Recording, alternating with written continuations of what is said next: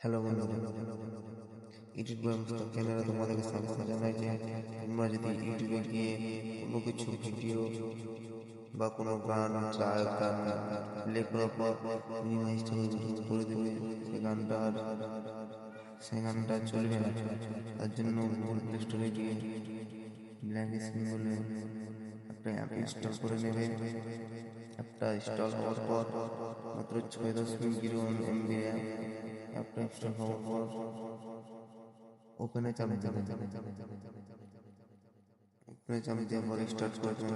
Start করার পর আপনার গিভ পারমিশন চাপ দিয়ে অ্যালাউ করে দেবেন। ব্যাক করার পর উপরে ব্ল্যাক স্ক্রিনে চাপ দিয়ে আবার আপনার অ্যাড দিচ্ছে, এই অ্যাডটা ব্যাক করে দেবেন। অ্যাডটা ব্যাক করার পর ওই ব্ল্যাক স্ক্রিনে একটা আবার খুলবে। এই ওপর ব্ল্যাক স্ক্রিনটাতে চাপ দেন, তারপর স্টার্ট বলে একটা অপশন আসবে, স্টার্টে চাপ দিবেন।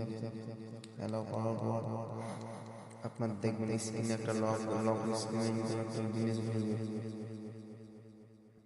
এটা চাপ দেওয়ার পর আপনার মোবাইলে যে কোনো ভিডিও গান মিনিমাইজ করার পর এটা লকের উপরে চাপ দিয়ে আপনার ভিডিওটা বা গানটা সবসময় অলওয়েজ বাজবে। আপনার যদি ভিডিওটি ভালো লাগে লাইক, কমেন্ট এবং সাবস্ক্রাইব করবেন।